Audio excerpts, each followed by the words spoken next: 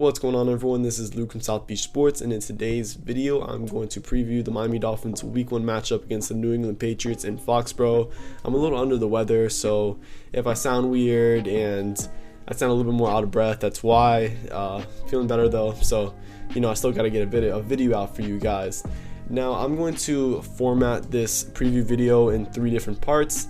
I'm going to first talk about the general information about this game, then I'm going to get into some of the matchups to watch out for. I'm not just going to talk about the general Tua versus Mac Jones storyline. I'm actually going to get into some of the different assignments that we might see on Sunday, and then lastly I'm going to give a prediction of this game. Like always, make sure to like the video if you enjoy it, and if you're not already, make sure to subscribe. We are only 100 subscribers away from 1,000, so if you enjoy content like this, make sure to hit that subscribe button. Also, go ahead and comment down below your score prediction for this game. I'm curious to see what you guys think. So with that being said, let's get into it. So the Dolphins will be traveling to Foxborough this Sunday to take on the New England Patriots, which will be played at 4:25 on CBS. Now that 4:25 kickoff time is a little weird, considering that most Dolphins Patriots games usually start at 1 o'clock, considering both teams are on the East Coast. So I'm a little caught off guard by this 4:25 starting time, but whatever. On the Dolphins injury report, the 2 main guys that have been talked about this week are left tackle Austin Jackson and tight end Adam Shaheen. Both these players are on the COVID-19 list, and both of these players are pretty much expected to miss Sunday's game. They're not officially out yet, but the Dolphins are expecting both these players to miss this game. The Dolphins also listed wide receiver Preston Williams on the injury reports with a foot injury that he obviously suffered last year against the Arizona Cardinals. In addition to Liam Eichenberg, he's also on the injury report. He's dealing with a thigh injury.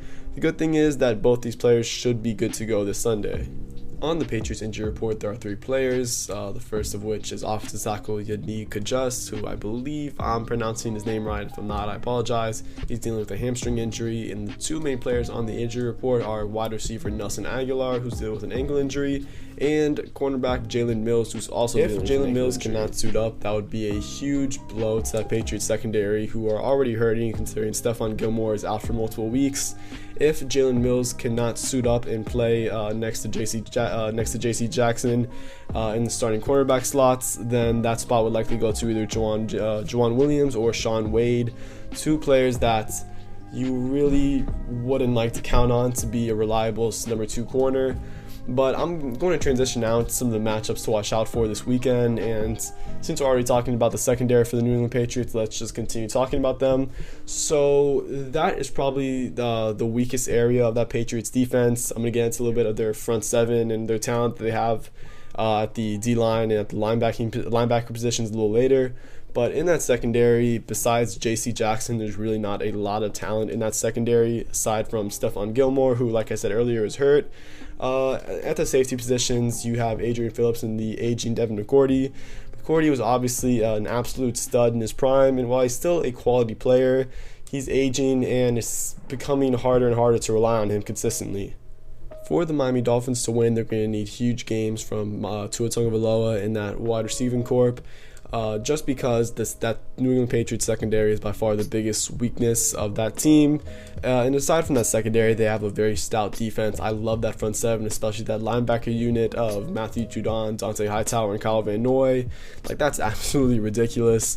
Van Noy was a member of the Dolphins last year, and while he did take a small step back from his time in New England, I expect him to take a small step forward again now that he's back with the Patriots, and an environment that he's more familiar with. And while I don't necessarily think that Van Noy will be the type of player that he was in his prime in 2018, I think he will still be very productive. On that Patriots D-line, there's not a lot of big-name players, but it's still a very productive unit. You have the likes of Dietrich Wise, Lawrence Guy, Devon Godchaux, who was a member of the Dolphins last year, and Henry Anderson. So I'm very curious to see how that Patriots front 7 will match up with the Dolphins O-line, considering that Dolphins offensive line is subpar at best. The main thing that a lot of the mainstream media is going to be talking about this game is obviously the Tua Tagovailoa versus Mac Jones matchup.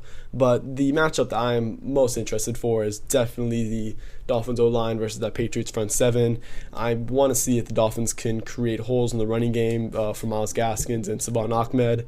I wouldn't feel comfortable about the matchup if it turns into a game where Tua Tagovailoa has to throw the ball 35, 40 times. That's a lot of pressure to put on Tua in his first game of the season.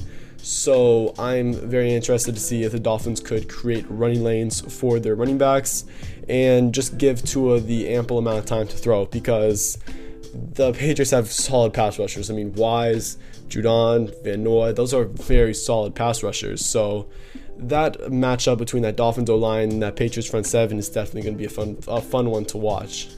Now, for the New England Patriots offense and Mac Jones, the Dolphins are definitely not the easiest matchup in week one. I mean, Brian Flores is pretty much infamous for just bringing upon absolute hell onto rookie quarterbacks. If you guys remember that Dolphins-Charger matchup from last season, it was one of Justin Herbert's worst games, and Herbert's an absolute stud. Flores would just throw sugar blitzes, all-out blitzes, different coverages, different looks at the line of scrimmage. He runs a very multiple defense, different looks, different coverages, and that's a brutal game. That's a brutal first game for Mac Jones. And while it is an absolutely brutal start for Jones, one scenario that I could possibly see take place is that, considering this is Jones' first start, there's not really much NFL film out on him. So it wouldn't shock me to see Jones have a pretty solid game, considering there's not really much film on him. There's not really much consensus on what Jones can and cannot do in the NFL. The weakest area of that Dolphins defense is probably the linebacker unit, especially the depth of that unit. So if the Patriots can scheme up a game plan that has them attacking the middle a lot on slant routes, dig routes, and such, then I definitely could foresee a scenario where Jones and that passing offense could have some success. Some other key matchups that I am very excited to watch out for this Sunday are the matchups between the Patriots tight ends and the Dolphins secondary, or the Dolphins safeties. The Patriots went out and signed both Hunter Henry and Jonnu Smith this offseason to form a two-headed monstrosity at the tight end position, and I am 100% sure that Eric Rowe will definitely take one of these assignments. He is one of the best tight end stoppers in the NFL, but I am not sure who will take on the other assignment in this case. We could see the Dolphins throw out either Jason McCourty or rookie Javon Holland at either Henry or Smith. Holland, I think, will develop into an absolutely tremendous safety in the NFL, but placing him on either Hunter Henry or Jonnu Smith in his first ever career game is definitely a tough task. I mean, the Dolphins might feel more comfortable with throwing an experienced veteran like Jason McCourty at one of these top-tier tight ends. As for my score prediction for this game, I have the Dolphins winning 24-13, and that's mainly because of it being Mac Jones' first ever start. The Dolphins on the defensive side of the football are such a tough task for a first-year quarterback in his first-year start, and if the Patriots actually kept Cam Newton, and if he was a starter week one, I probably would have picked the Patriots to win this game, but just because of the fact that I'm not really confident in Mac Jones having a good game on Sunday, I am picking the Dolphins to win pretty comfortably. I think Tua Tagovailoa in that wide receiver group for the Dolphins will have a pretty solid game, and I think they will push the Dolphins to victory. So that's going to be it for today's video, guys. Like I said earlier, make sure to like, subscribe, and comment down below your score prediction for this game. With that being said, I will catch you later. Peace.